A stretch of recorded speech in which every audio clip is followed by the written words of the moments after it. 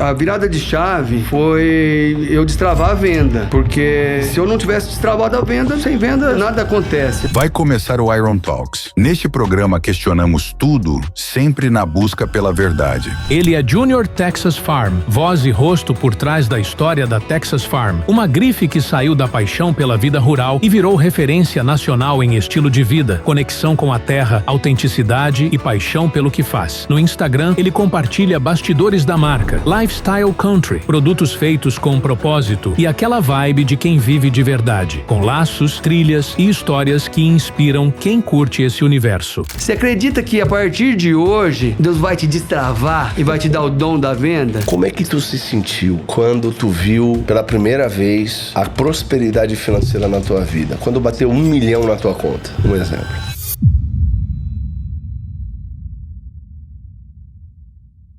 Júnior, quando é que começou a Texas Farm? Texas Farm, a gente iniciou ela no ano de 2015.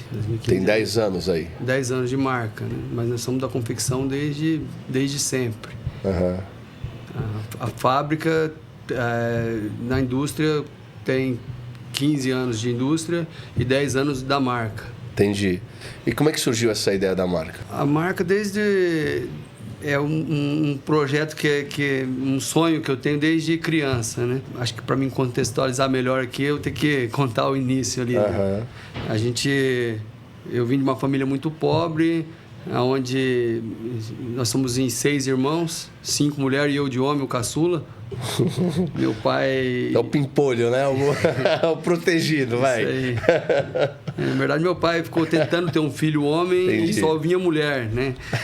E quando minha mãe estava quase desistindo, ele pediu para tentar mais uma vez, aí veio eu. Só que quando eu tinha 1 ano, meu pai veio falecer.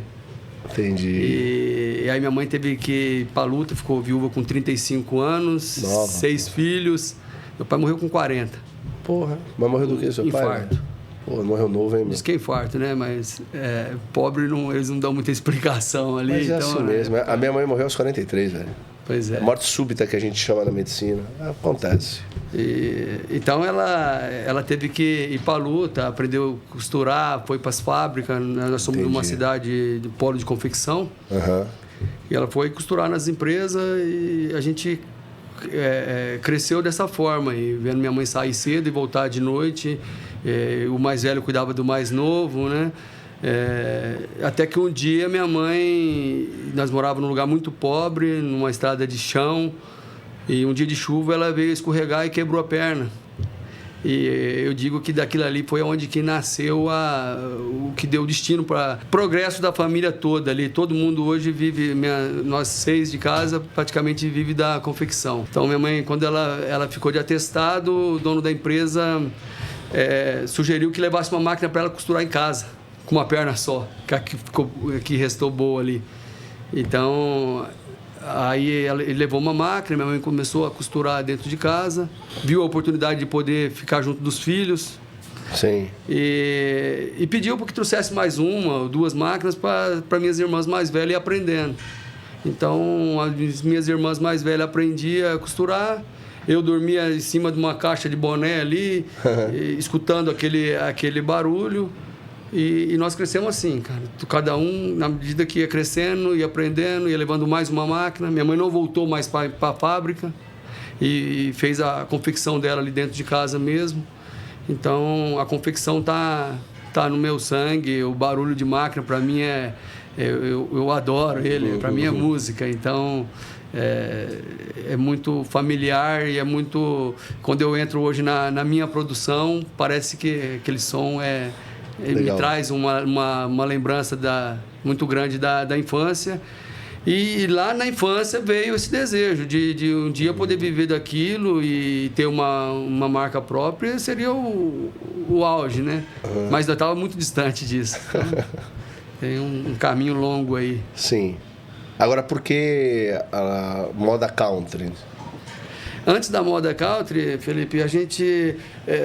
antes de chegar nessa questão do country, eu passei por um período de muita escassez desde criança. Então, Eu não estudei, eu reprovei 3 vezes a 7ª série, desisti do estudo e fui trabalhar. Eu queria sair daquela situação. E no passar do tempo ali, eu descobri que se eu ficasse costurando ou só na confecção ali, eu não ia ter muita oportunidade. Eu queria vender.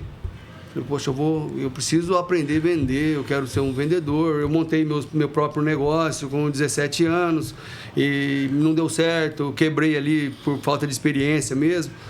E falei, poxa, eu preciso vender. Mas aí comecei a sair, vender, não tinha muita gente que me dava crédito, então eu produzia, eu comecei fazendo um produto e eu mesmo saía vender. O que você vendia na época? Boné. Boné. Somente boné. Fazia o boné e ia vender? Saía para a estrada, vinha para o interior de São Paulo e saía vendendo. E nesse meio do caminho, eu enfrentei as dificuldades. A maior dificuldade que eu tinha era... Eu tinha muito bloqueio. Uhum. Então, eu passava em frente a uma loja de um possível cliente meu, às vezes eu passava 3, 4 vezes em frente com a minha maleta, mas eu não tinha coragem de entrar para oferecer o produto. Entendi. E quando eu entrava muito sem confiança. E quando eu recebia um não, eu não tinha mais coragem de entrar na próxima. Porque tu falou uma coisa muito interessante, né, cara? Tu foi criado num lar de mulheres, só tinha mulher, né, cara? Só mulher. Isso é interessante, né? E isso tudo que você vai viver a partir dos 17, principalmente... já é um desbravamento de um homem, tem que estar maduro, tá ligado? Exato, eu queria sair daquele ambiente onde só tinha mulher e eu não tinha uma referência nunca tive referência de pai. Pai é a motivação, né, cara? Pai é aquele vai. Você levanta e vai. Caiu, machucou, é assim mesmo. Levanta e vai. A mãe já é acolhedora. Pois é. A minha mãe, ela foi um pouco diferente. Minha mãe sempre me apoiou. Porque ela teve que ser pai e mãe muito rápido ali, né? Então, a minha mãe ela me deixou essa herança da confecção para todo mundo e o empreendedorismo dela foi uma coisa que me motivou bastante. Ela sempre me deu gás. Mas era um desafio, eu não tinha referência nenhuma. Não teve referencial, sim. Eu não tinha referência, não teve escola. E naquela época não é igual hoje, né? Que você procura um bom livro, você acha fácil. Você era de que cidade do país? Apucarana, Paraná, norte do Paraná. Tá interior. Sou de lá ainda. Isso, entendi. E no caso, dentro da sua casa ali, as suas irmãs, elas estavam satisfeitas com a confecção, trabalhando ali, ou queriam também empreender de alguma maneira? Todas elas começou a montar o seu negócio posteriormente, mas dentro da confecção mesmo. Aí trabalhar por conta, montava na casa, outra costurava para noiva, roupa de festa, enfim. Entendi, todo mundo dentro do mesmo ramo. Exatamente. Aí tu saiu para começar a vender os bonés. Saí para começar a vender e aí eu comecei a ver as dificuldades. Nessa dificuldade, na época, eu comecei a fazer... procurar alguns cursos para fazer. Mas eu não tinha nem grana e ninguém para me indicar nada, né? Então, para mim sair na estrada, eu andava com um guia 4 rodas, não existia GPS. Antigamente, cara. Aí parava na página 200, mandava para 500 para continuar o mapa, pô. Tinha que ligar os pontos ali, pô. Né? Terrível. Só quem viveu sabe, pô. Quem andava em São Paulo com um guia 4 rodas. Com GPS é difícil, né? Então, naquela época era muito, muito difícil. E para ler, aí eu comecei a buscar livro. Poxa, eu ia na banca de revista e falava sobre vendas, eu comprava. Não sabia quem que era o autor, ninguém indicava, não tinha Google para pesquisar. E às vezes lia livro ruim pra caramba, mas achava algum insight bom ali e começava a usar. Mas tudo que eu lia ou que eu aprendia, eu não conseguia pôr na prática por causa de bloqueio mesmo. Eu tinha uma coisa que não deixava eu entrar dentro da loja. Era uma coisa que parece que me sufocava mesmo. Era essa situação. E nessa época, eu já estava casado. Me casei conheci a Edilene com 17 e me casei com 19 anos. Então, eu conhecia a Edilene e a gente começou a passar as nossas dificuldades. Por conta eu tinha muita vontade, mas não tinha experiência. Só um detalhe, por que ela se apaixonou por ti? Porra, hoje em dia, qual que é a polêmica do mundo? Que a mulherada só quer cara bem sucedido.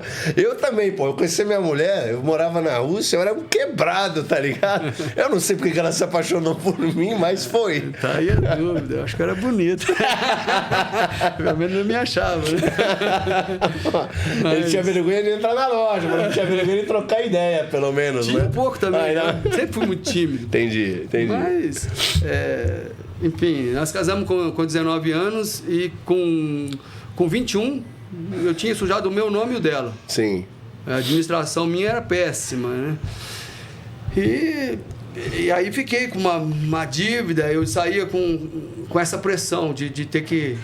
Aí nós tivemos a Giovana com a minha primeira filha, eu tinha 22 anos. E tinha essa pressão, poxa, pagar aluguel, trazer os compromissos de casa, e ela com a agiota cobrando, porque eu já tinha quebrado nessa época aí, e eu não conseguia desenvolver, cara. Essa era a minha maior dificuldade. Isso antes de ter marca e... Entendi. Né, foi antes do próprio começo. Exatamente. Né? Ali era tentar começar, entendi. Eu acho que a história começa por aí, né? Mas tu não sente... Bom, eu obviamente são vidas diferentes, mas estruturalmente dificuldades muito similares eu vivi, né? Como você falou assim, eu casei, estava quebrado, eu também era quebrado. Eu casei, não tive nem lua de mel, porra. Eu casei no sábado, na segunda-feira eu já estava na Rússia, morando num quartinho menor do que metade disso aqui, com a minha mulher, dividindo o banheiro com 10 pessoas, cozinha com 12 pessoas. Cara, e tipo assim, sem dinheiro pra nada. E aí era uma bichegite, né? Uma república, tá ligado? Só vivia estudante do mundo inteiro. E a minha mulher ficou do meu lado, tá ligado? Tipo, eu não tinha dinheiro, mano. Trabalhava, fazia bico pra viver lá, entendeu? Eu fazia missão, era missionário, tá ligado? Que legal. Mas a gente passou muita dificuldade. E ela ficou do meu lado. Então, há muita similaridade. Mas quando veio o nosso filho, o primeiro, né? Pô, eu morava numa casa que tinha rato nas paredes. A gente sentava assim na sala, era longe de Moscou, era 25 quilômetros de Moscou. A minha mulher, nessa época, acordava às 4h30 da manhã para pegar o trem para ir para a faculdade. Loucura, né? Aí os ratos nas paredes, mas quando nasceu o filho, irmão, aí eu não sei explicar. Liga alguma coisa na gente, porque a gente não pode, a gente nessa hora não tem o direito nem de se cansar ou desistir, de pensar em morrer, não nada, não dá, mano, não dá. Você olha para aquele bebê, você olha para tua mulher, tu fala, agora é 2 vezes mais, entendeu? Essa fase da vida não tem jeito, né, cara? Você larga tudo pra lá pra poder... É tudo pelo próximo, irmão, é tudo por eles, tá ligado? Pela família mesmo. Não é? Tem uma situação que me marcou bastante, e acho que ela foi o que me deu gás e foi um gatilho ali para mim correr atrás das minhas coisas e me motivou quando a minha filha, a Giovana, tinha muito criança, uns 2, 3 anos ali, acho que nem isso. A gente andava de ônibus e um dia no terminal, estava eu e minha esposa, e ela já andava de mão dada comigo ali, passando em frente daquelas lojinhas de terminal mesmo. Minha filha viu, ela nunca tinha chorado, feito birra, manha para presente nenhum. E nós passando aquele dia numa loja, em frente a uma loja do terminal, ela viu uma fazendinha de plástico. E boizinho, vaquinha, galinha, porco, aquelas coisinhas de fazendinha. E quando ela viu, ela começou a pedir aquilo ali, e eu não tinha grana para comprar, cara. Aquilo ali me judiou muito. Porque era uma coisa muito simples, né, cara? Um presente para uma criança, tá ligado? E até então, como ela nunca tinha chorado por uma boneca, ou por outro brinquedo, ou por nada, a hora que eu vi ela chorando por aquele brinquedo, eu não tinha um cartão de crédito. Se eu tivesse alguma coisa, eu tinha feito na hora, me endividado ali para levar. Endividado na fazendinha de plástico. Mas eu não consegui, cara, comprar aquele dia e me doeu, sabe? Eu falei, pô, eu preciso sair dessa situação. Minha menina pedindo um brinquedo simples e eu não posso dar. Andando de ônibus ferrado, pegando 2 ônibus para ir trabalhar. Eu tenho que fazer alguma coisa. Eu preciso me mexer e preciso acertar, porque não dá para mim. Porque as pessoas de fora falavam, cara, desiste, volta, arruma um emprego, vai ser CLT e tal. E eu sabia que aquilo ali não ia me dar aquele conforto. Então, o caminho era realmente a venda mesmo, né? Então, essa questão de a gente fazer tudo pela família... E nessa época, eu não me preocupava. Acho que eu fiquei uns 5 anos sem fazer um exame, sem ir no médico. Não ligava para a saúde. Podia engordar, você podia fazer o que... Você só queria... prover, né? Prover, ser um provedor dentro de casa, né? Ser um homem ali e poder ter orgulho de prover as coisas em casa. Júnior, pode falar o que quiser. O que quiser. Eu respeito a opinião das pessoas, tá tudo bem. Mas nada tira da minha cabeça a ideia de que um homem, ele só entende o que é ser homem quando ele se torna pai. Eu acredito nisso também. Ele encontra a mulher da vida dele, ele se aliança em alma, porque casamento é um milagre. Que nem você tá casado, você falou 24 anos. Esse ano faz boda de prata. Quantos filhos você já tá? Tem 2 filhas. Uma de 18 e vai fazer 18 e a outra vai fazer 21 agora. Menso. Tu tem 2 filhas porque teu pai só teve filha, tu sabe, né? Porque é o homem que determina. Tu puxou a Janete, né? Não, mas eu não quis fazer igual ele, não. Tá ligado? Entendi. Não, beleza, tu já entendeu a história, né? Então, irmão, eu falo pra ti, quando o homem ele vira pai, ele se encontra, nem você, o casamento, porra, pra vida, tá ligado? Já é um marco. Porque quando o cara encontra a mulher da vida dele, ele olha para as outras mulheres, por mais bonitas que sejam, desejáveis que sejam, ou interessantes, ele abre mão. E ele sabe por que ele abre mão. Porque aquela que tá na casa dele é a mulher da vida dele, tá ligado? Ele decidiu amar aquela mulher. E quando nascem os filhos, rapaz, ele entende que a vida tá para além de qualquer... É transcendente, tá ligado? Aquela criança, ela é o sacrifício vivo dele, tá ligado? Ele vai viver por ela todos os dias, né? Não é verdade? Com certeza. Então eu acho que o cara, tudo bem, ele viveu muitas coisas, mas ele descobre o que é ser completamente homem, né? Ou a mulher ser completamente mulher de fato. Claro que tem exceções, pessoas que não podem mais, podendo, quando eles se tornam pais, tá ligado? E o desafio aí a cada momento é um diferente, né? Cada fase da vida. Não, o mais duro é que tu cria teus filhos pra vida, né? Eles vão embora uma hora, tá ligado? O meu tem 12, eu tenho uma menina de 3 e um pequenininho que vai fazer 2, tá ligado? Eu olho a pequenininha de 3, estava passeando com ela hoje, a gente foi no evento lá em Diadema, aí eu olho a minha menina, eu fico, caramba, tá crescendo muito rápido. E eu não sei você, mas eu acho que quando a gente às vezes fica preocupado em ensinar eles, mas eu acho que é eles que ensinam a gente a todo momento, porque eles que fazem a gente, vai moldando. A gente se preocupar com o nosso caráter. É isso, pô. Com o jeito que você conduz a tua vida, na verdade você está você está aprendendo por conta deles, né? Filho é maravilhoso, pô. Casamento é extraordinário, eu sou super a favor. Casamento é uma vez só para a vida inteira. Todo mundo está buscando encontrar e tem que encontrar, vale a pena encontrar. Agora ter filhos também. Mas é aquilo que eu falo. Falo para minha mulher uma coisa, já falei isso várias vezes. Enfim, não sei se tu pensa igual. Eu falo pra minha mulher e pros meus filhos, inclusive. Eu falo pros meus filhos, assim, a sua mãe, eu amo mais a sua mãe do que eu amo vocês. Assim, ela não teria eles também. E não é só isso, cara. Meus filhos eu crio pra eles serem independentes, terem suas famílias um dia. A minha mulher é quem vai envelhecer do meu lado, velho. Ela vai ficar, né? E é a minha mulher que me viu na planta. Ligado? Os filhos eu tô construindo ali, né? Agora a minha mulher olhou pra mim na planta e falou, pô, isso não é ninguém, mas eu acredito nele. Porra. Comprou o projeto ali. Porra. Acreditou na lábia do malandro. Júnior, agora vem cá. Quando é que foi o salto? Beleza, a tua filha chorou ali, tu, porra, sentiu. Mas aonde vem o salto de começar a dar certo? E por que você acha que deu certo? Eu acho que a virada de chave foi eu destravar a venda.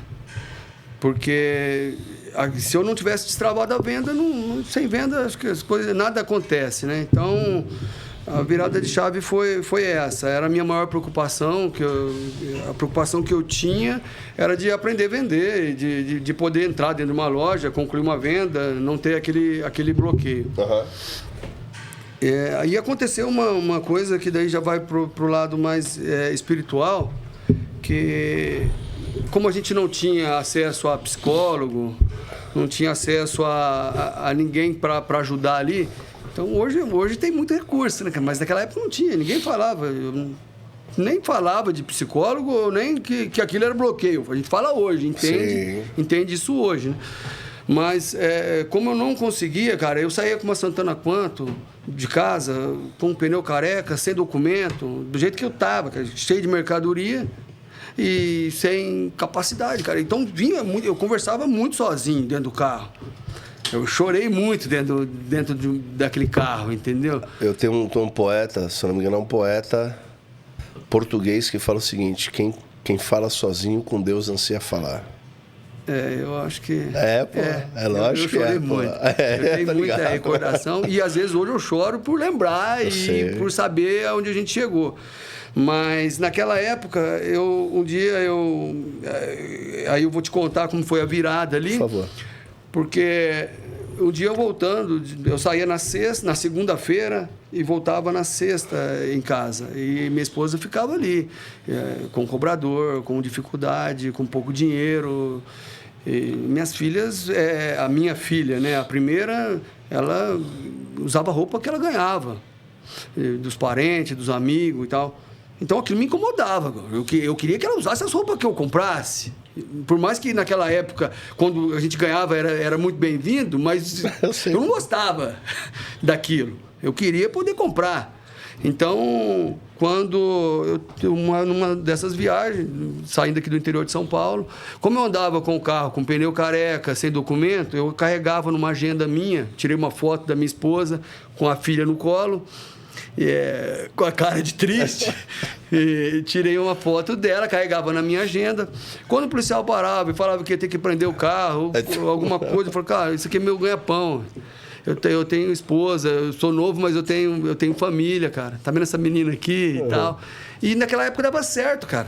Naquela época eu convencia o policial e tocava a minha viagem. Graças a Deus, né?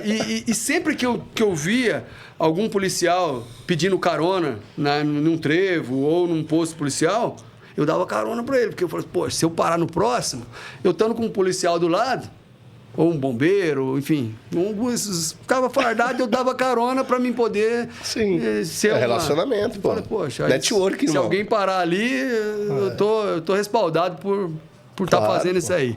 Então, sempre que eu via algum policial, eu dava carona. Isso era na minha cabeça. Alguém falou algum dia e eu usava essa técnica. E nesse dia, eu voltando, numa sexta-feira, embora, e estava ali conversando sozinho, conversando com Deus, bravo e tal, chateado, porque o carro estava cheio de mercadoria. Quando eu passo um trevo, eu passei por um policial e passei despercebido. E quando eu olhei no retrovisor, eu falei, poxa, passei o policial e esqueci de dar carona para ele. Dei seta, liguei o alerta e comecei a dar ré para dar carona para aquele policial. Falei, vai que acontece alguma coisa pro caminho, eu tô com o policial ali e tal. Quando eu parei o carro, aquele policial entrou, me cumprimentou e falou assim, quando você passou, eu sabia que você ia me dar carona. Falei, é mesmo? Por quê? Ele falou assim, Deus falou para mim. E a hora que ele falou, Deus falou para mim, eu me arrepiei na hora ali. E ele pegou e falou assim, aí ele olhou para trás do carro e falou assim, voltando na sexta-feira, com a mercadoria toda no carro. Falei, tô voltando.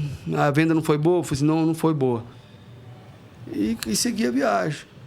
Aí ele pegou e falou assim, posso te falar o que Deus me contou aqui para mim? E ele começou a profetizar dentro do carro ali a minha vida. Ele falou, cara, você está passando por uma situação assim, você deixou sua esposa em casa, a sua situação não está boa, e você está vivendo uma escassez muito grande e tal, e você não consegue vender, você está travado na venda. Você acredita que a partir de hoje, Deus vai te destravar e vai te dar o dom da venda.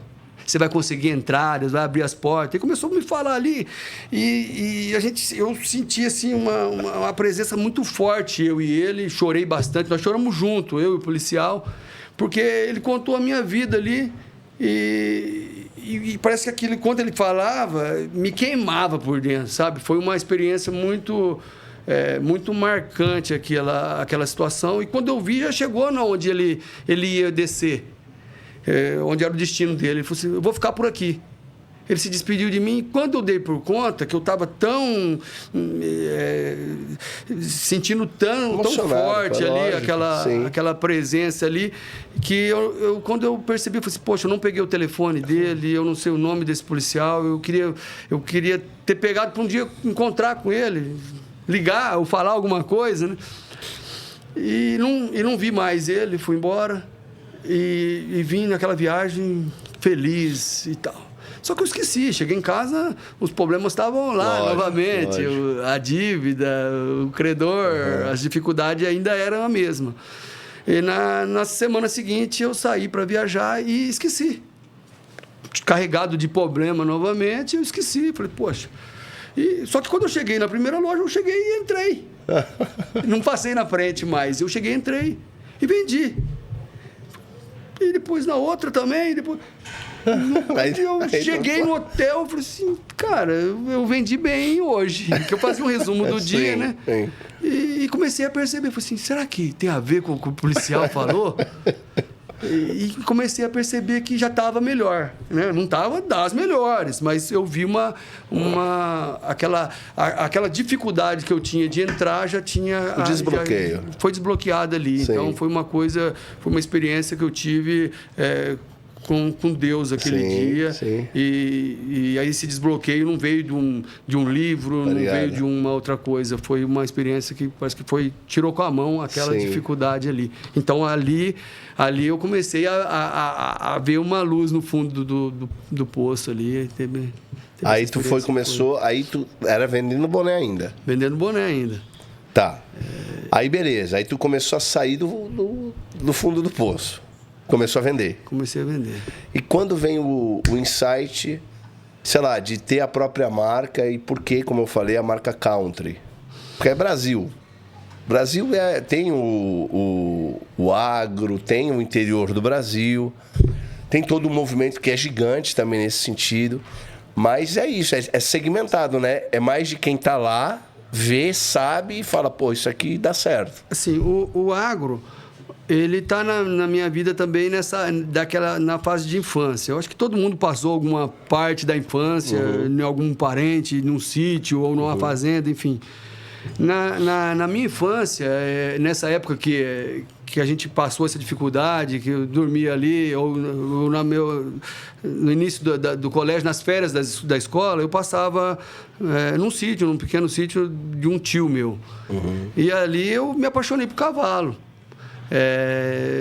Me apaixonei pelo Universo Scout, eu ajudava ele ali e tal, era um lugar muito simples, mas eu me apaixonei por aquilo. Tanto que quando eu comecei a aprender a costurar ali com a minha mãe e ela pagava o nosso primeiro salário ali, o primeiro dinheiro que eu tive, eu comprei uma égua. Com, sei lá, 12, 13 anos. Um dia eu cheguei puxando uma égua em casa. Minha mãe falou, o que você vai fazer com isso? Eu falei, sei lá, você vai deixar onde isso? Tô trazendo despesa pra casa, pô. Mais um bicho pra alimentar, pô. Eu tinha que deixar em sítio de alguém conhecido, aquele trabalho todo. Mas a minha maior alegria, cara, era chegar ao final de semana e eu passava o final de semana andando na rua com a molecada. Em cima daquela égua. A minha alegria era aquele cavalo. Então eu sempre tive essa paixão por cavalo desde muito cedo, né? Então aí voltando lá quando começou a clarear as coisas, nesse meio tempo eu comecei a vender no atacado. Da onde estava o meu problema ali, que era as minhas dívidas, eu ficava olhando aqueles cheques, eu tinha um monte de cheque de pessoas que não me pagaram, que eu vendi também sem experiência e tal. Toda vez que eu olhava aquele cheque, eu tinha um quartinho lá, cheio de mercadoria, uma escrivania e um monte de cheque devolvido. Eu ficava analisando, né? Que linha que é? Voltou na linha 11, 12, ou isso aqui foi o quê? E tal, já liguei, não deu certo. E sempre que eu olhava aquele cheque, eu me aborrecia. Ficava nervoso. Aí um dia eu tô lá olhando o cheque, minha esposa falou assim, meu, para de mexer com isso. Você só fica nervoso quando você mexe com esse cheque, desiste disso aí e tal. Mas aquele dia eu peguei um cheque e falei assim, poxa, se eu conseguisse receber esse cheque aqui, eu pagava os 3 meses de aluguel que está atrasado, eu fazia alguma coisa aqui e tal. Mas esse cheque é de Belo Horizonte. Eu não sei, a pessoa que me passou era de terceiro, eu não conhecia o dono do cheque. E peguei aquele cheque e consegui o telefone da pessoa, fui no banco e tal, consegui o telefone da pessoa. Quando eu liguei era um menino de Belo Horizonte, quando eu liguei para ele... Eu falei, cara, tô com o seu cheque. Ele falou, tô precisando desse cheque para limpar meu nome. Só tem esse cheque, com problema. Eu falei assim, legal. Me deposita o dinheiro e eu te mando o cheque. Ele falou, cara, eu não te conheço. Se eu te depositar o dinheiro, você não me mandar o cheque. Me manda você o cheque e eu te mando o dinheiro. Eu falei, também não te conheço. E nós ficamos nessa conversa aí. Ele falou assim, faz o seguinte, então. Vem aqui em Belo Horizonte que eu te pago o cheque em mãos. E você traz algum produto aí? Você tem alguma mercadoria? Eu falei, tem alguma coisa aqui, mas estava muito quebrado. Ele falou, vem aqui em Belo Horizonte. Eu falei, tá bom.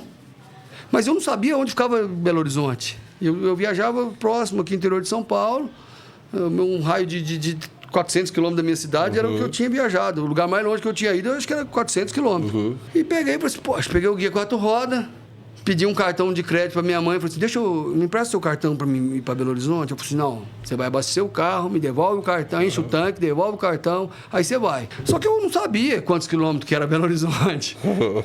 Tava 1.100 quilômetros da minha cidade. Era 2 tanques, pô. Era 2 tanques. E eu enchi o tanque, devolvi o cartão para minha mãe, eu tinha um tanque de cheio e R$200 no bolso. E saí.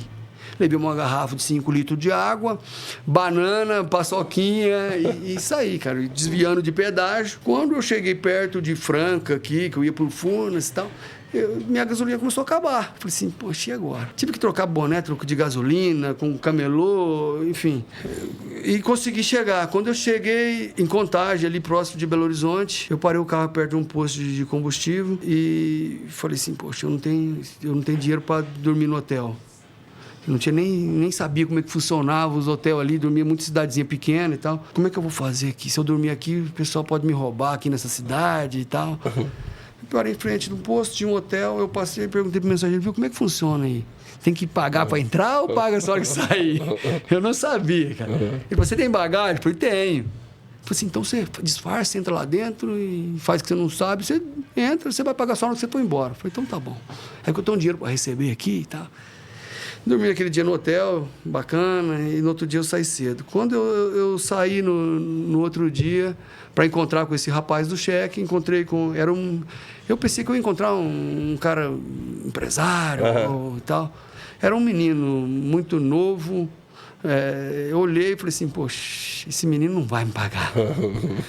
não botei muita fé nele no dia, joguei ele errado. E ele falou assim, me acompanha aqui. Eu comecei a acompanhar ele, cara, ele desceu num bairro e tal, e nós começamos a ir, começou a me dar um medo. Eu falei, será que eu acompanho esse cara?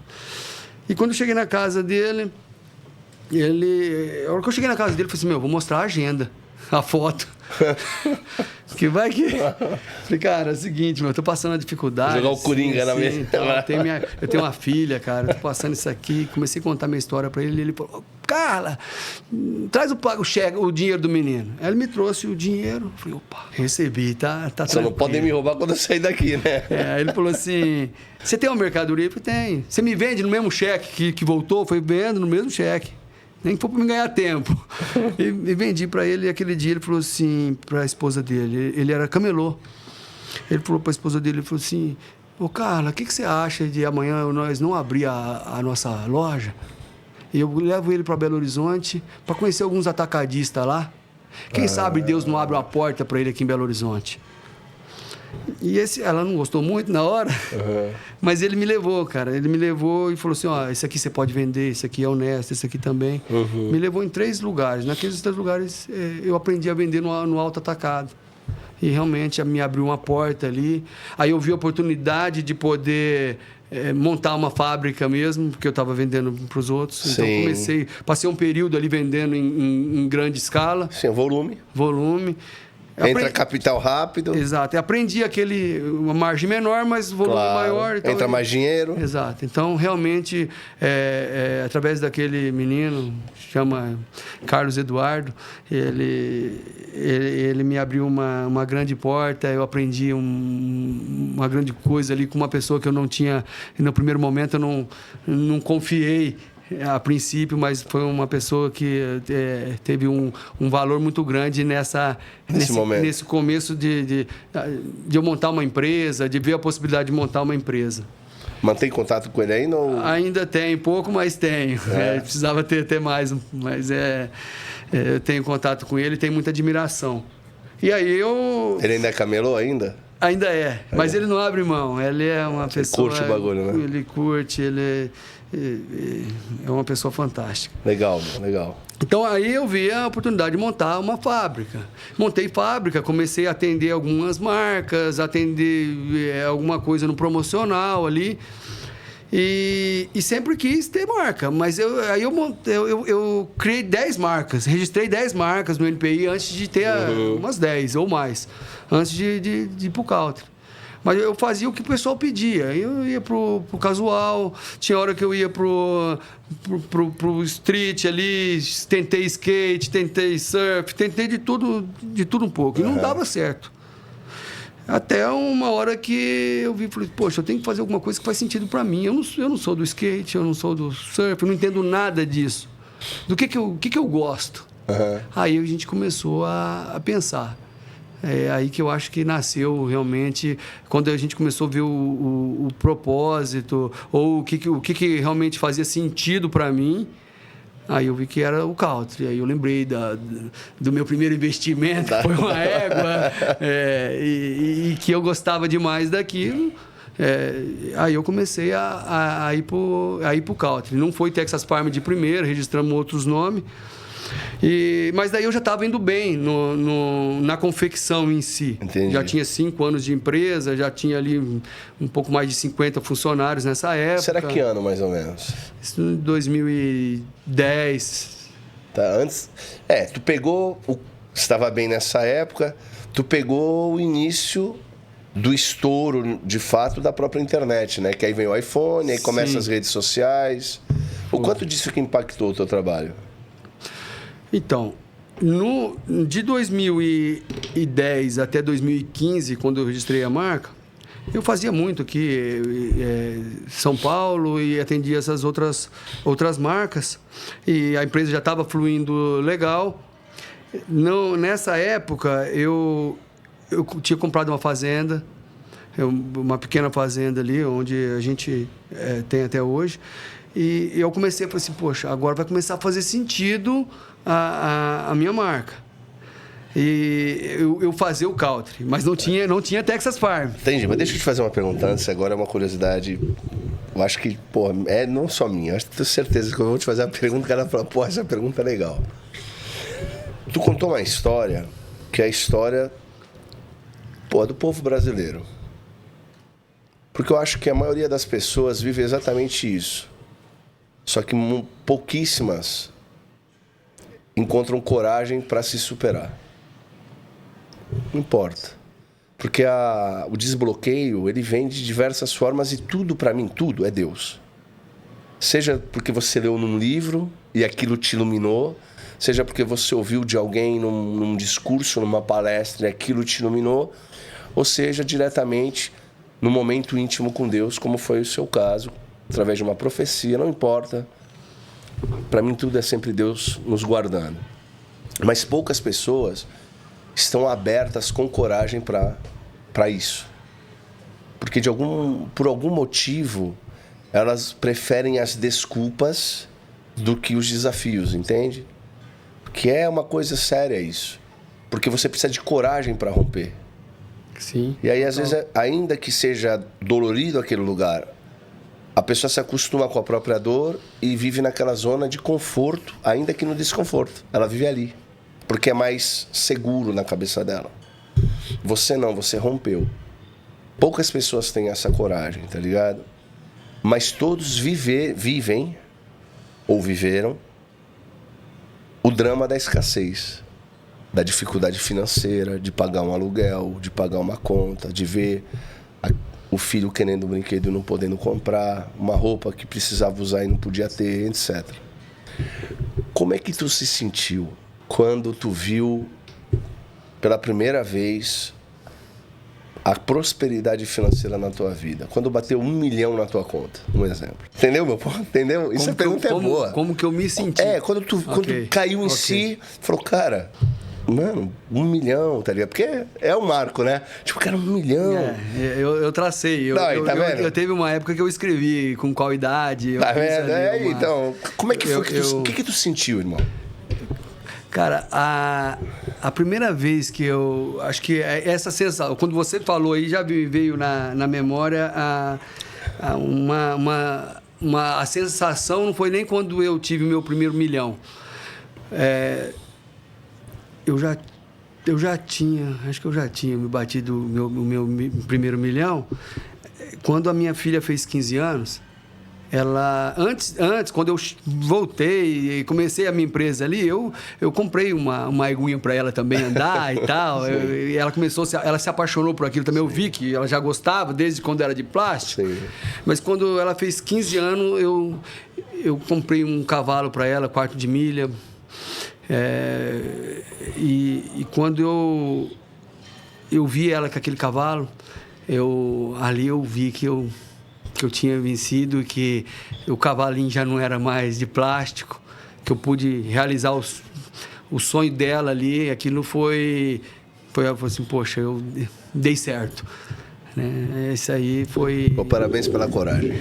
Obrigado. Não, pô, é emocionante, pô. Eu acho que é emocionante.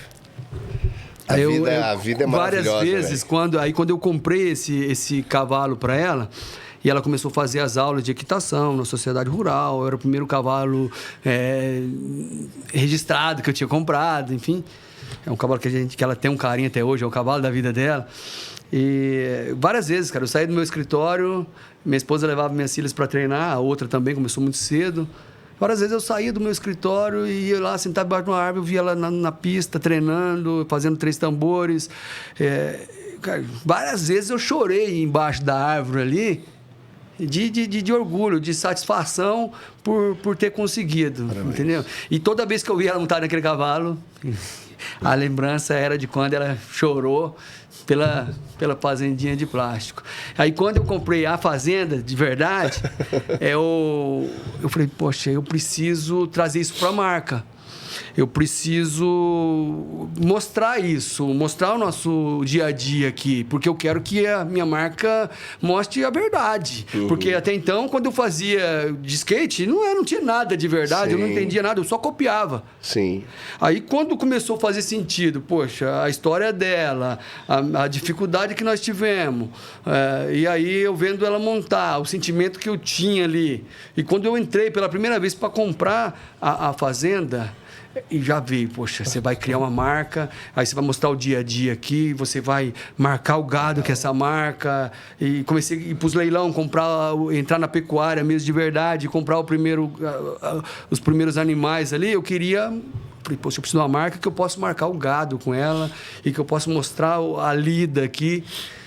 Então, foi aonde a gente ligou aquele negócio. E tudo que eu fazia, aí vou entrar no nome da marca, que foi a tua pergunta inicial.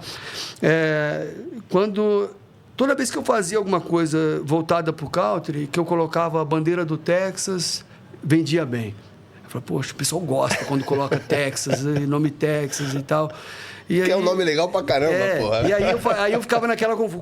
Que nome que eu vou dar pra essa marca? Aí, Fazenda Farm. E aí, Texas Farm. E quando um dia falamos esse nome, legal esse nome. Vamos registrar? Vamos ver se tem disponibilidade? Registramos o nome e colocamos uma logo lá nas pressas, porque precisava fazer e dar o registro. E a minha logo não era legal.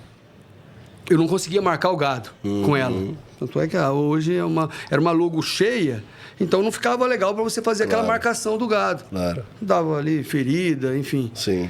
Aí eu procurei um amigo, falei assim, cara, que era design na época, tinha uma agência e tal. Hoje ele é o responsável pelo brand da nossa marca. Cara fantástico, Gardel. E eu procurei ele, falei assim, Gardel, eu preciso de fazer uma logo, cara.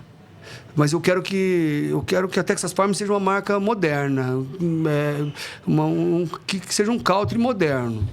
E eu quero que essa logo a pessoa possa usar para ir numa festa de peão, para ir na lida ali no campo, mas que ela possa ir para o shopping, que ela possa ir para a praia, ela possa circular em qualquer ambiente, porque a gente sentia que existia uma divisão nessa época. Em 2015 era difícil, o country ali, existia uma divisão. O pessoal da cidade não misturava com o pessoal do agro, né?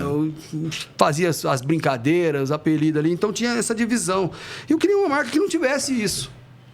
Então eu falei, cara, eu quero uma logo fácil de usar, que era uma cabeça de boi antes. Eu falei assim, eu quero que remeta ali a pecuária e tal, mas que tenha o T, o F, e que eu possa marcar o gado com ela e que não pode se encontrar os pontos, porque senão vai dar uma ferida, vai, enfim.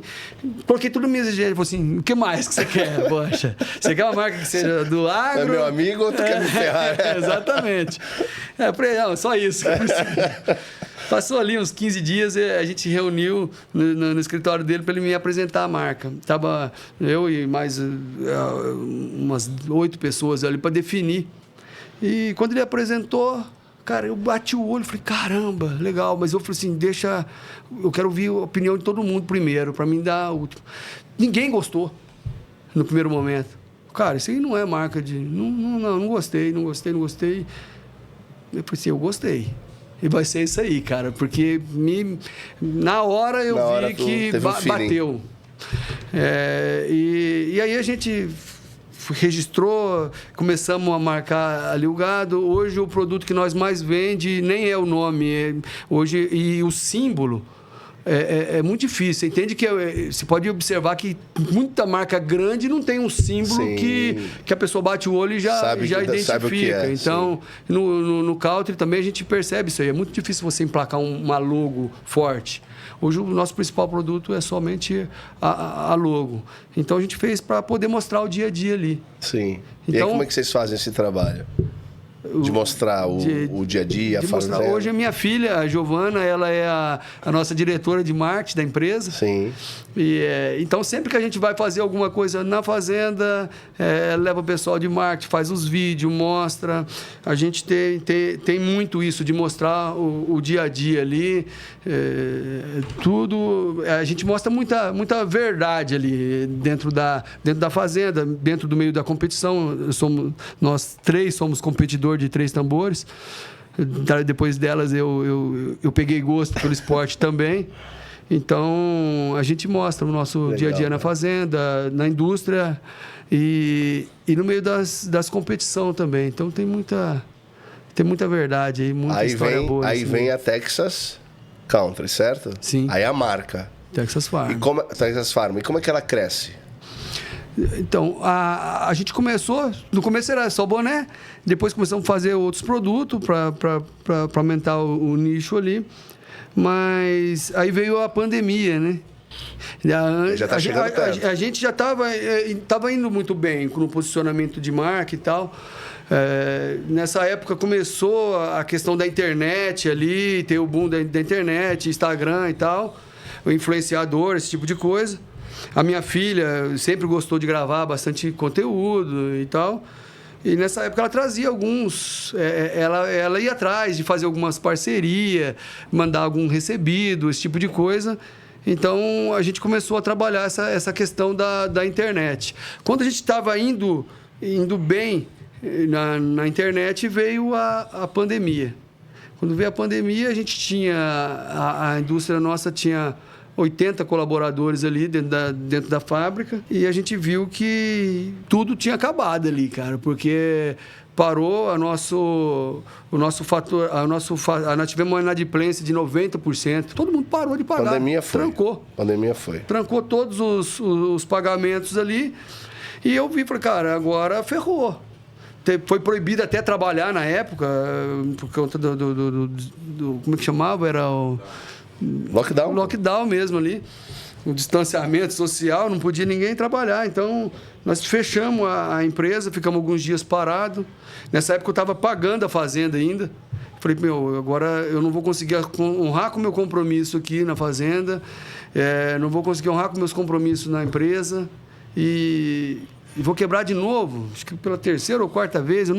Eu tinha uma condição boa, mas eu não estava preparado para aquilo. Acho que ninguém estava preparado para a pandemia. Sim. A gente acreditava que aquilo ia durar 3 meses. Eu tinha acabado de abrir uma loja física e a loja não podia ficar aberta. Então, nós fomos para a fazenda e ficamos lá no lockdown ali mesmo. Eu, minha esposa, não recebia nem amigos ali porque não podia. Ficamos com uns 15, 20 dias sem fazer nada dentro da fazenda. Foi desesperador, não foi? A gente ocupava a cabeça, falava, vamos pintar uma cerca, chamava as meninas e fazia alguma coisa, vamos pescar, para poder passar o dia, mas a minha cabeça estava a milhão. E até que um dia o meu gerente da empresa me ligou, falou assim, Júnior, você não vai voltar para a empresa? Eu falei assim, cara, eu não vou fazer o quê aí? Falei, a gente está fazendo máscara aqui. Fazendo máscara e jaleco para a pandemia. Falei, vem aqui para dar uma olhada. E eu peguei, deixei a família na fazenda e fui para a fábrica. Quando eu cheguei na fábrica, cara, me deu uma tristeza. Porque eu vi tudo aquele TNT fazendo máscara, ninguém sabia fazer aquilo, e não dava dinheiro, e não dava para pagar. O pessoal tinha, dos 80 colaboradores, tinha uns 15 só trabalhando. Eu tinha um mezanino em cima no meu escritório. Eu dei uma volta, ele estava falando com o gerente, eu dei uma volta e fiquei debruçado no mezanino olhando o pessoal trabalhar. E eles olharam para mim ali, tipo assim, todo mundo triste, aquele clima o terrível. E quando eu vi aquilo ali, cara, eu estava sem expectativa nenhuma, não tinha plano nenhum, porque o meu gerente me chamou e falou assim, qual que é o plano? Eu falei, não tem plano, cara, não sei. Ninguém sabia o que fazer. Eu acho que, sei lá, esperar para ver o que vai acontecer. Só que quando eu olhei lá, aquele pessoal, e que eu vi que uma costureira, uma auxiliar olhava para mim ali para ver que o senhor dava alguma... Uma luz, né? Cara, eu me deu uma força tão grande que eu esperei, falei assim, cara, quer saber? Voltei na sala e falei assim, eu já tenho uma ideia. O que é? Nós temos uma matéria-prima. Vamos voltar a fazer o que a gente sabe fazer? Falei, mas está tudo parado à venda. Falei, vamos fazer, vamos estocar isso aí. Pode fazer, esquece esse negócio de máscara, jaleco, vamos voltar a fazer camiseta, boné, confecção, que nós sabemos fazer. Eu falei assim, tem certeza? Eu falei assim, tenho certeza, e a gente vai sair dessa pandemia mais forte do que nós entrou nela, cara. Nós vai arrebentar com isso aqui. Pode chamar o pessoal tudo para voltar a trabalhar na segunda-feira, recruta todo mundo de volta e a gente vai sair bem mais forte. Falou, agora nada esse otimismo de novo. E aí foi assim, cara, eu deixei a família lá e começamos a trabalhar novamente. A pandemia durou mais um tempão, só que daí o pessoal já começou a trabalhar, começou a algum outro fazer algum pagamento, e a gente começou a andar ali junto com a pandemia. Sim. E eu já tinha aberto uma loja, eu tinha feito um cenário legal na loja, era uma loja que tinha um barzinho ali, tinha um cenário country e tal. E a minha filha começou a convidar alguns influenciadores para fazer conteúdo lá. Então, nós estamos próximo de Londrina, e Londrina hoje é como Goiânia, a capital do country, da música ali, sertaneja. Londrina também onde tem a Agroplay hoje, onde está a Ana Castela, Luan Pereira, enfim. E ela começou a convidar esse pessoal para passar na loja, porque eles iam para Londrina gravar. Claro. E aí ela fazia permuta. Falava assim, vocês vão gravar? Quer gravar de Texas Farm? E aí eles passavam na loja. E a Ana Castela, quando foi gravar a primeira música dela, a Boiadeira, ela passou com o pai dela, com a família dela. Então a gente conheceu, assim, tivemos um bom relacionamento, tanto com o Rodrigo, com a Michele e ela, a família dela ali. E sempre que eles iam gravar algum clipe, teve um clipe, inclusive, que uma parte dele foi gravado dentro da minha loja, com a Ana, Sim. essa galera toda gravaram ali dentro. Então começou a vir alguns influenciadores e alguns cantores. Luan Pereira ia lá, gravava, a gente tem bastante vídeo com ele, no comecinho da carreira. Até porque ele estava muito acessível, não tinha show para fazer. Claro. Os cantores estavam... Tava todo mundo ocioso, todo mundo sem trabalhar. E querendo se comunicar com alguém, cara. Isso é verdade, quer ser de casa, pô. E aí a gente gravava vídeo lá, eles cantavam, a gente gravava, teve essa... Tua filha teve uma boa sacada. Teve uma boa sacada e teve um lance aí, nessa... que eu acho que foi que a gente começou a criar, a mostrar uma autenticidade. Foi quando um dia ela chegou para mim e falou assim, ia entrar o inverno, ela falou assim... Pai, as meninas falaram, elas faziam dancinha, naquela época da dancinha de Instagram. Sim. Ela falou assim, as meninas queriam que fizesse moletom com cores neon. Sim. Verde, flor, pink, laranja. Falei, filha, mas moletom, cor de inverno é azul marinho, preto, marrom, cinza. Não, neon. Não, mas pode fazer que vai dar certo. Em festa fica bonito pra caramba, pô. Aí eu falei assim, tá bom. Chamei o representante de tecido, falei, cara, eu queria moletom laranja, verde, flor, pink e tal. Ele falou, cara, isso é cor de verão. Você tá certo disso? Eu falei, tô. Ele falou assim, mas pra você comprar, só você que vai comprar. É a quantidade, Você tem que comprar uma barca inteira e tal. Isso. Mas quanto que é essa barca inteira? Ele falou a quantidade de tonelada que era lá. Eu falei assim, tá bom, eu quero. Quando chegou, cara, chegou uma carreta de rolo de tecido. Eu não tinha nem onde pôr. Faz um volume danado. Uma tonelada de moletom... Aí eu não tinha nem onde pôr aquilo. Eu falei, caramba, me ferrei. É muita coisa. É muito moletom, não fiz nem a conta, né? É muito moletom. Eu sempre fui muito espontâneo em fazer. E a gente fez aquilo lá com medo danado, sabe? E quando a gente fez, o pessoal começou a postar e tal. E foi um estouro, cara. Tudo que fazia, vendia, tudo que fazia. Porque era diferente. Aí começa um outro famoso postar na loja. Só tinha um fazendo. E só tinha um fazendo, o influenciador colocou uma roupa no corpo diferente e só tu fazia, pô. Pois é. É isso, pô. Então a gente teve os influenciadores na época teve um peso bem grande na marca. Nós temos boas amizades, boas parcerias com essa galera. Mas eu tava olhando aqui teus produtos, Texas Farm. É bonito pra caramba, pô. Pois é. Não, é sério, eu tô falando de verdade, Obrigado. pô. Cara, é legal, pô.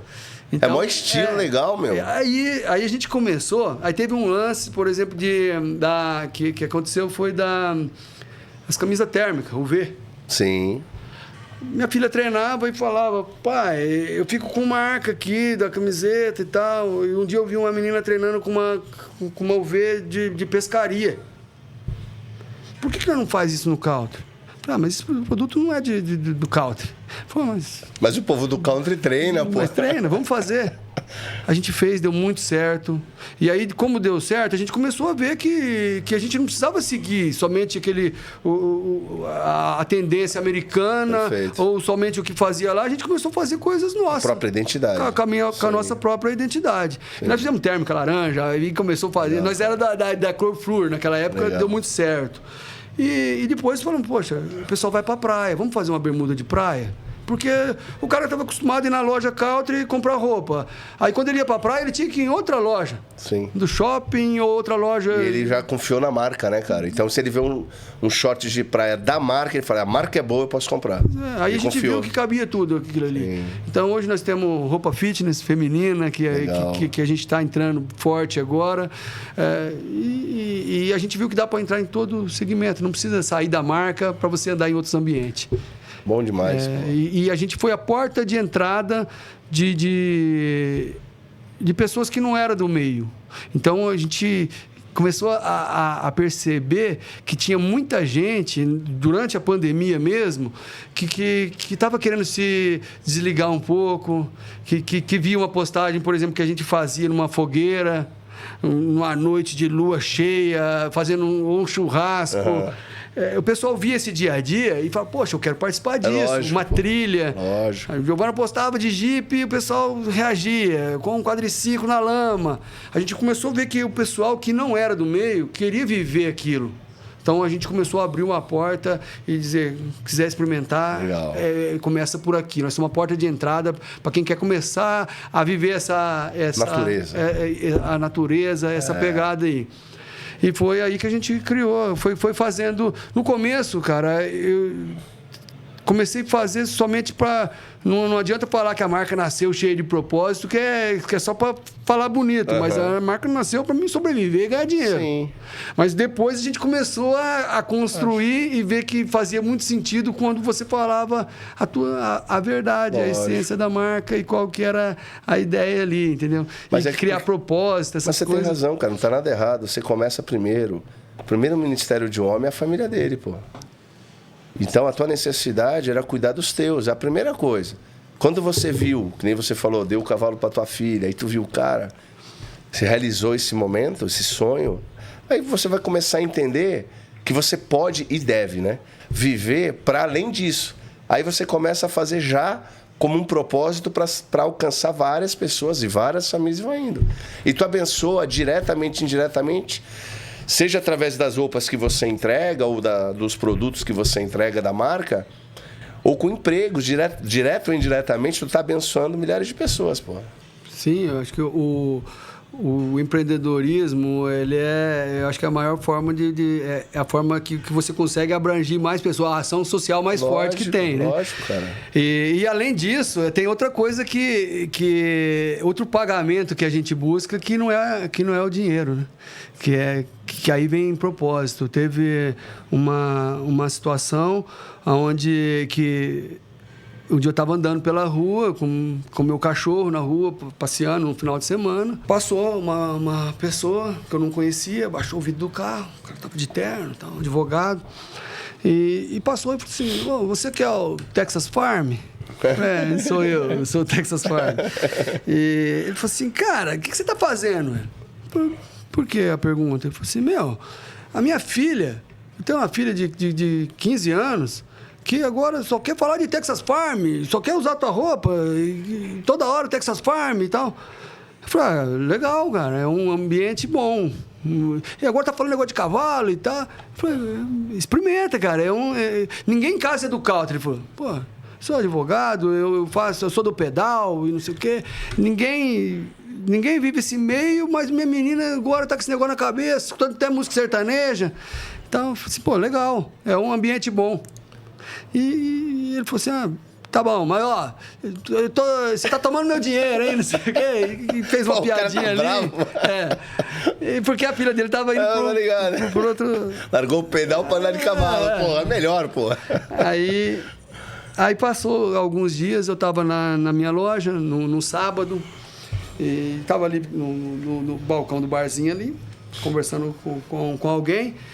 Eu vi uma família comprando ali, mas estava o pessoal de bermuda, era um final de semana. E eu não conheci. Passou um pouco, eu vi a movimentação, eles comprando bastante ali. Então, esse cara chegou para mim. Falou, cara, eu queria falar um pouquinho com você. Eu falei assim, beleza. Você lembra de mim? Eu falei assim, não. Eu sou o rapaz que passou lá e tal, que falou com você na rua, da minha filha. Tô aqui, ó, gastando aqui, cara, mas eu queria te agradecer uma coisa. Eu falei assim, o que é? Ele falou, cara, a minha filha, ele falou baixinho ali para não escutar e tal. Ele falou, cara, a minha filha estava vivendo uma fase de rebeldia muito grande. Ela se trancava no quarto, não conversava nem comigo, nem com a mãe dela. Escutava umas músicas ruins, com as amizades que não estava legal, aquilo estava preocupando muito a gente. E acho que um dia sua filha postou, montando ali e tal, e colocou uma caixinha de pergunta. E a minha filha perguntou para a tua como é que ela fazia para poder fazer uma aula experimental. Ela falou, olha, você vai na sociedade rural, procura o treinador e tal, e você pode ir lá fazer uma aula experimental, sem compromisso. Eu levei minha filha lá, minha esposa levou minha filha lá para fazer essa aula. Mas eu não tinha nenhuma bota, nem nada, foi de tênis. Então, e ela foi lá e fez aquela aula, e quando voltou, eu cheguei em casa, minha filha estava com a calça toda suja, molhada ali e tal. E eu cheguei em casa, ele falando para mim, que falou assim, pô, quando eu cheguei, eu escutei um converseiro na cozinha. Eu entrei devagarzinho, fiquei escutando a conversa ali. A minha filha estava empolgada, falando que ela tinha cavalgado, que depois ela foi dar banho no cavalo, e contando essa experiência empolgada. E falou assim, cara, era uma outra menina. Depois que ela montou, ela voltou falando. E aí, quando eu entrei na cozinha, ela começou a falar comigo sobre aquilo. Eu acho que... Como é que faz para me comprar um cavalo? Ô, já andou a cavalo, Thiago? Já andou, professor? Eu tava falando com ele só uma vezinha assim. Vocês estão por fora, pô. Andar a cavalo é incrível, velho. É incrível. O cavalo, ele tem um poder de... É uma conexão... Cara, é impressionante. O cara pode andar de bicicleta, de moto. O cara sobe num cavalo para andar no cavalo, meu irmão. É uma sensação de poder e liberdade indescritível, velho. E de natureza, né? E quando você consegue se conectar com um, é maravilhoso. Então, Felipe, naquele dia eu vi, cara, que a gente podia fazer coisa muito maior, e que aquele pagamento era muito melhor do que grana ou de que qualquer outra coisa. Porque estava impactando na vida de uma família. Qual que é o valor de você aproximar uma filha de um pai, de uma mãe, voltar ao diálogo dentro de uma casa? Então... Aquilo ali, eu falei assim, poxa, é por aqui. A gente precisa influenciar pessoas através da nossa paixão. Esse é o nosso... Isso está escrito nas paredes da empresa. Então, a gente viu isso aí. E a gente vê, de vez em quando, uma história dessa. Alguém que através da marca, através do cavalo, ou da história que você conta, ou que ele ser influenciado pela tua marca... Aí valeu a pena. Aí você poder viver disso, cara, não tem preço. Você trabalhar com o que gosta, com uma coisa que você é apaixonado, e poder ser bem sucedido fazendo o que você gosta, eu acho que eu só tenho que agradecer mesmo, porque eu me sinto muito abençoado por ser presenteado com isso. É porque esse é o verdadeiro amor, né, cara? O amor altruísta, né? O que entrega sem esperar nada em troca, ele entrega. A recompensa, ela vem inevitavelmente. O amor sempre volta. Tem aquele amor que é o amor egoísta, que é o amor que tudo espera. Então, aquele que só espera receber. Aí é o cara que ama a fama, entende? O dinheiro pelo dinheiro, o prazer pelo prazer. Então, é um amor egoísta, ele só quer sentir. Tem o amor de trocas. Muito comum nos amores, muito comum, mas ainda não é o verdadeiro amor, porque ele espera a troca, ele só funciona à base de troca. Então, se alguém quebrar aí alguma coisa, esse amor facilmente se desfaz. O amor verdadeiro é o amor altruísta, velho. É esse aí. É esse que tu encontra quando tu olha pra tua vida e tu fala, caramba, minha vida é uma entrega. Hoje eu falo, poxa, eu nasci para isso.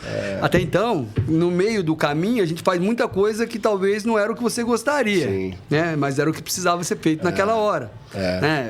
É bonito falar hoje, achar que foi... Não, teve muita coisa que a gente teve que fazer no meio do caminho que não foi... que não era o que a gente queria. Uhum. Mas era mas aquilo te levou até lá. Claro. Foi o caminho que te conduziu até a gente chegar aqui, que não foi fácil, né? Uhum. Mas aí você percebe, fala assim, poxa, agora eu entendi as dificuldades, porque cada dificuldade, eu entendi porque minha mãe quebrou a perna aquele dia, eu entendi porque que eu tive que passar pelos bloqueios, aí depois de pronto tudo isso, você começa a entender todas as coisas, se encaixa, e você fala, poxa, eu nasci para isso, né? Legal demais, irmão, muito legal. E hoje, vem cá, deixa eu te fazer uma pergunta agora, pra gente ir encerrando, uma curiosidade mais empresarial. Tu encontrou muita gente nessa caminhada e nessa jornada onde você construiu indústrias, empresas para confecção e montou a marca. Como que é o mercado? São pessoas solidárias ou são realmente predadores, cada um buscando seu próprio interesse? Assim, quem está nesse mercado? Cara, eu acho que isso aí existe em todo segmento, tem a concorrência. Eu não costumo nem chamar eu não tenho concorrente, eu tenho pessoas do mesmo ramo que o meu ali, a gente não fica olhando muito isso, até porque se você ficar bitolado no que o teu concorrente está fazendo ou no teu companheiro de marca ali está fazendo, você não cria autoridade no teu negócio. Eu acho que todo lugar tem, mas eu sou muito aberto com relação a isso. Eu acho que de um tempo para cá isso mudou bastante, né? Hoje todo mundo... antigamente, as pessoas escondiam o segredo, né? Sim. Hoje está todo mundo contando, mostrando... Até porque está muito visual, né? Tá muito fácil, hoje a gente mostra, né? Todo mundo quer mostrar o dia a dia da empresa. Não tem mais segredo, né? A internet abriu isso aí. Então, a minha empresa, eu já recebi várias pessoas que do mesmo segmento. Não tem segredo, conto para todo mundo. O mercado está aí para todo mundo, né, cara? Mas eu tive muita sorte, eu tive muita porta aberta, teve muita gente que me ajudou. Então eu não tenho que questionar ou queixar de nada, eu só tenho que agradecer pelas pessoas que cruzou o meu caminho aí. E amigos? Como é que... Porque você veio, como a gente falou, uma história de crescimento pessoal, financeiro, etc., familiar, enfim. E você teve muita dificuldade financeira na vida e, ao mesmo tempo, chega um momento onde você, graças a Deus, tem uma realização. O que é que você sente que mudou? Por exemplo, você tinha 5 irmãs que também faziam ali confecção, a sua mãe. Como é que é chegar nesse patamar e como é que você consegue identificar quem são de verdade daqueles que querem se aproximar apenas para proveito próprio? Boa.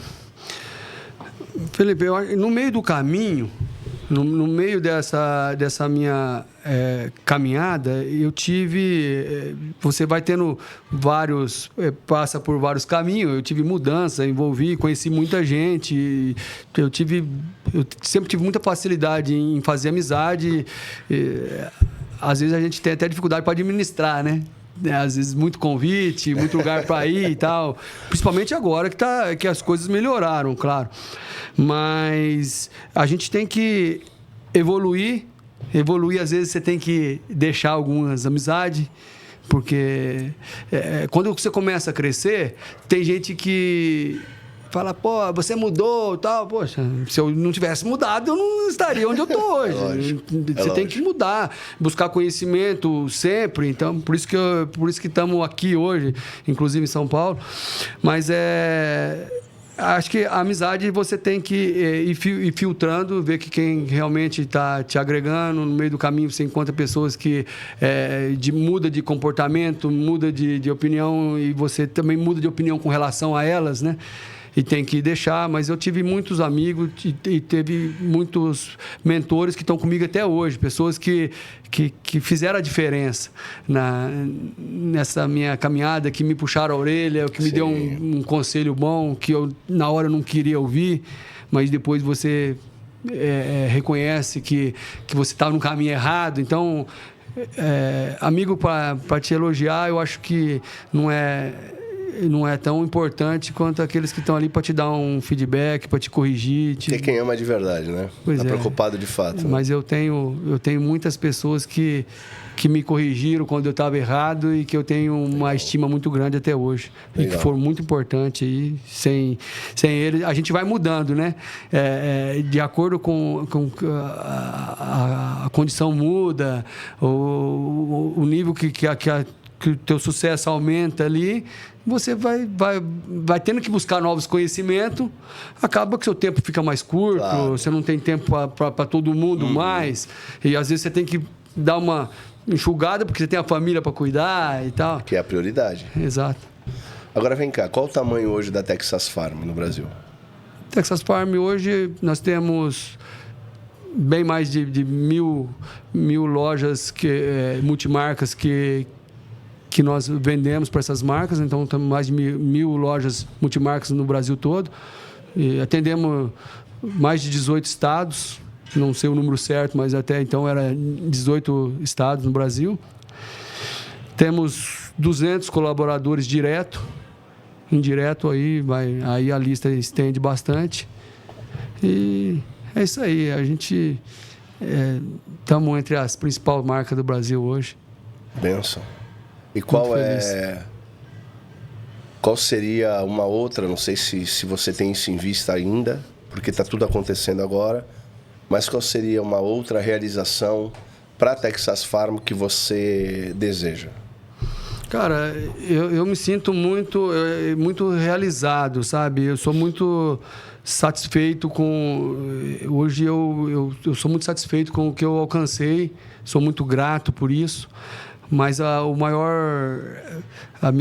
meu maior desejo hoje é que as minhas filhas realmente crescem ali dentro, estão todas trabalhando já hoje, estamos fazendo a sucessão, que é um trabalho árduo, mas muito gratificante. Então eu vejo elas trabalhando e dando valor, dando valor naquilo, tá ensinando para elas gostar de pessoas. Na implantação da cultura da empresa, elas participar ali, isso para mim já é muito gratificante hoje, mas é o que eu vejo um baita de um potencial, claro. Até porque hoje a nossa marca ela vai muito longe ainda por conta de ter elas. São a geração Z chegando, eu mais velho, nós temos um time mais sênior ali e estamos vendo a galera júnior entrando com uma pressão muito forte. Só eles com a vontade não daria certo. Então a gente está construindo isso com 2 pilares ali, que é o nosso ali no modo antigo de fazer, um pouco mais conservador. Não tanto, porque eu nunca fui muito conservador, tá? Mas, e elas com essa juventude aí. Então, a gente vê muita marca estourando e daqui 3 anos se acabando. A minha não vai acabar tão cedo, porque eu que me considero jovem ainda e as minhas filhas entrando com muita vontade. Eu vejo o brilho nos olhos delas quando a gente fala sobre...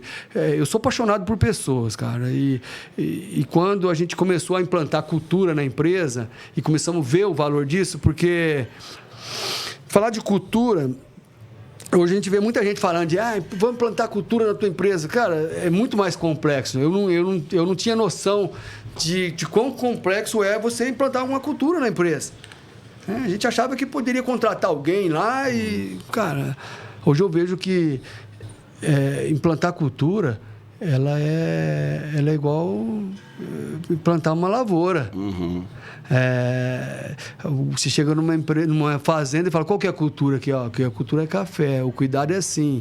E implantar é simplesmente você preparar o solo. Uhum. O cara achar que vai contratar alguém, que ele vai implantar a cultura, ele vai sair, vai estar tudo bem. Meu amigo, se você não carpir todo dia aquilo ali, se você não arrancar o mato, não cultivar aquilo bem, esquece, não vai implantar cultura. E dá muito trabalho, não é todo mundo que continua.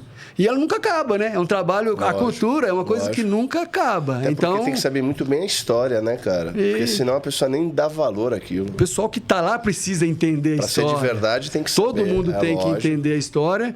E aí a gente leva, por exemplo, a família, como uma empresa familiar, você leva a família para dentro e fala, cara, você tem que dar valor na pessoa que faz o cafezinho, você tem que dar valor igual para todo mundo tem alguma coisa para te ensinar aqui. A gente não consegue, não dá para você aprender somente com quem tem uma formação muito grande. Às vezes você senta com uma pessoa que está lá e ela te dá um ensinamento muito forte, que você vai levar para a vida inteira. Eu tenho algumas coisas que aconteceu comigo, que eu estava buscando conhecimento com gente muito... com um intelecto muito alto, e de repente uma pessoa que eu não imaginava soltou uma ali que eu levei para a vida inteira. Sim. Entendeu? Então, nesse lance de implantar a cultura, a gente está aprendendo, e um lance legal, cara, é que a marca consegue moldar a gente. Ela vai colocando a gente, poxa, isso eu não posso mais. Isso aqui não cabe mais para mim. Se eu fizer isso, sim, eu não posso vacilar mais, cara, porque tem pessoas que confiam em você. Porque a marca ela se torna como um filho, pô. Pois é. É um ministério, ela né? te molda ali. É lógico, você... Porque envolve teu propósito, e aí você tá falando aquilo ali, tá vivendo de verdade, e quando você se percebe, ela te colocou numa situação... Eu falo pra minha mulher uma coisa, eu já falei pra algumas pessoas isso, me perguntam. Eu não me importo com a opinião das pessoas, porque eu sei pelo que eu vivo, o que eu faço. Eu tenho um grau de consciência sobre a minha vida, tá ligado? Então a pessoa vê o podcast, ele sempre tem comentário bom e comentário ruim. Comentário ruim sempre vai ter. Só que nem o cara que falou bem e nem o cara que falou mal, de fato me conhecem. Eles estão vendo um trecho da minha vida, uma palavra que a gente fala, que às vezes ele entendeu direito, às vezes não entendeu. Então são palavras.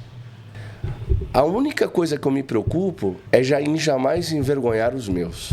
É jamais ser motivo de escárnio e vergonha para os meus filhos e para minha mulher. E aí... A marca, ela promove isso, mas além disso ainda, vai mais além, porque daí os seus não é mais só seus filhos. Exatamente, é isso daí. Hoje eu tenho os meus colaboradores como os meus. Exato, é o que eu tô falando, a marca... Aí aumenta, é isso, aí aumenta a tua responsabilidade. É o que eu tô falando, a empresa, ela se torna isso, pô.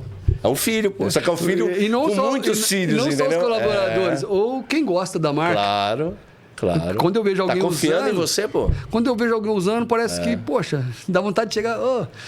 nós fazemos parte.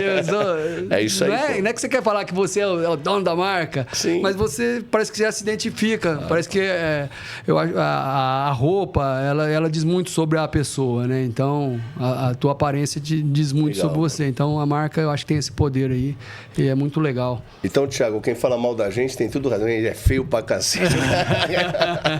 Vem cá, bom, a última pergunta pra gente encerrar. 2 perguntas pra gente ir embora. Como é o seu relacionamento? Pelo jeito, eu já percebi que tá tudo certo.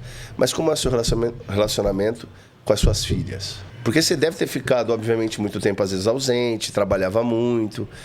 Como é que elas, agora chegando na fase adulta e participando da própria empresa, como é que elas absorveram isso e qual é o teu relacionamento de pai com elas, assim? Cara, eu tenho um relacionamento muito bom, muito próximo, né? Tanto a Giovana, mais velha, que sempre gostou das mesmas coisas que eu, a Ana Júlia também, e do meio do cavalo. A gente viveu...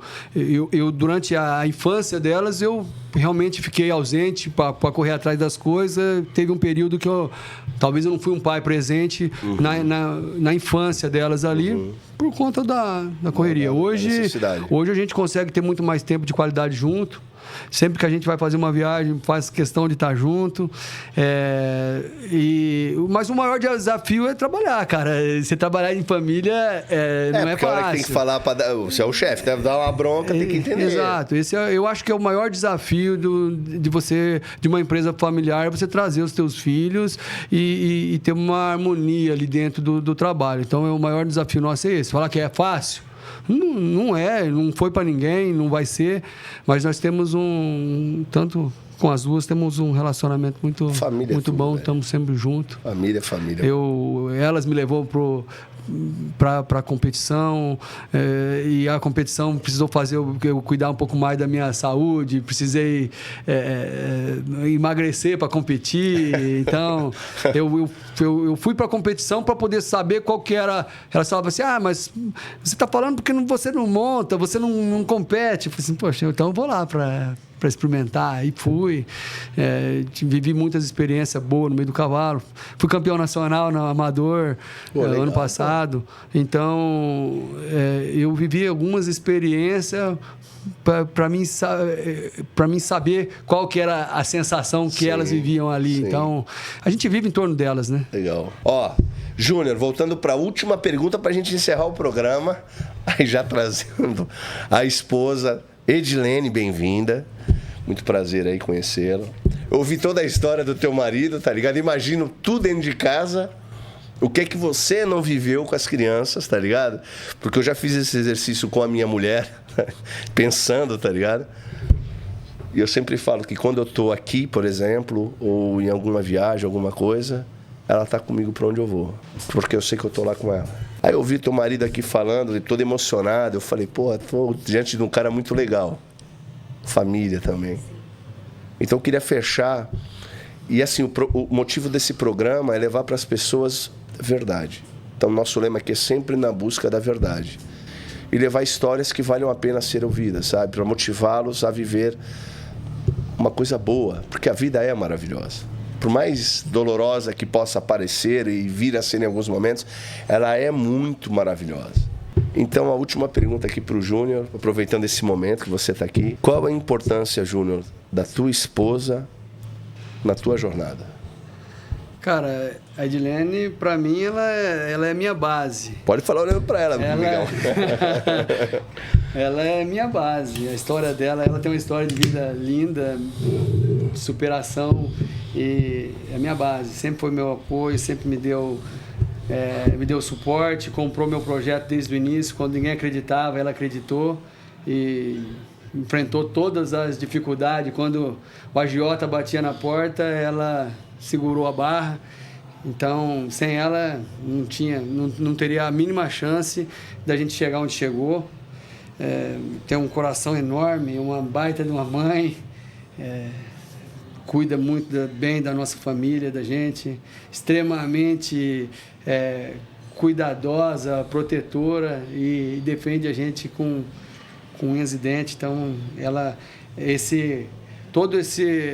essa trajetória não teria acontecido se não fosse ela. Uma parceira que para a vida inteira aí, se Deus quiser. Edilene. Legal demais, pô. Parabéns, Edilene, parabéns. Só que eu vou fechar com uma última pergunta para você. Fechado? Se você consegue lembrar qual o momento de maior dúvida ou medo que você enfrentou durante esse período, e se você viveria isso de novo se precisasse, sem saber o resultado, beleza? Com o Júnior. Sim, viveria tudo de novo. E qual o momento que você olhou assim, que você teve uma preocupação, mas ao mesmo tempo viu Deus te fortalecendo e percebeu que a coisa ia? Pelas dificuldades de todas as vezes que nós passamos, eu sempre tinha muitos sonhos e muita fé. E falo que Deus cumpriu todas elas na minha vida. Eram muitos sonhos e hoje eu estou realizada porque Deus realizou tudo que eu tinha de sonho na minha vida. Deus realizou, que era a minha família. E você é amiga das suas filhas? Sim, muito. São boas meninas? Maravilhosas. Valeu a pena tudo? São as filhas que eu pedia para Deus, que eu sonhava. E valeu a pena tudo? Muito. Valeu a pena. Pô, vocês estão de parabéns. Fico honrado e feliz de ter tido esse momento com vocês. Que as pessoas que vejam esse programa se espelhem, porque é possível a gente superar, manter a família unida, criar filhos bem e ter uma família que verdadeiramente se ama. Meu irmão, minha honra. Deus abençoe. Obrigado, muito obrigado. Edilene, Deus abençoe. Muito obrigado, tá bom? Bom, muito obrigado. Você que nos acompanhou até aqui, se inscreva no canal, ative as notificações, por favor, curta, compartilhe, deixe um comentário carinhoso pro Júnior, pra Edilene, pra Texas Farm. Quiser me xingar, não tem problema, já estou acostumado, mas o objetivo desse programa é que você ouça e veja a verdade de que a vida é incrível, ela é curta, mas que vale a pena. Um beijo, até o próximo programa. Valeu, pessoal. Valeu. Você já conhece a Brain Juice? Essa empresa que eu tenho um enorme carinho foi a nossa primeira patrocinadora do canal. E eles inovaram desde sempre com os famosos cogumelos, extrato concentrado de cogumelo, um super alimento, os melhores do mundo para imunidade com reishi, cordíceps, foco e cognição, e o Lion's Money, o mais famoso para a memória, o mais utilizado no mundo para a memória. Agora eles inovam novamente e entregam com mais de 15 ingredientes, um detox natural sabor abacaxi com hortelã, uma delícia, e um termogênico excelente para a saúde cardíaca, com ingredientes naturais como beterraba, chá verde, cúrcuma, hibisco. Excelente produto. Eu confio na Brain Juice. Entre no site deles, digite lá o cupom IRON10, ganhe seu desconto e tenha suplementação de verdade.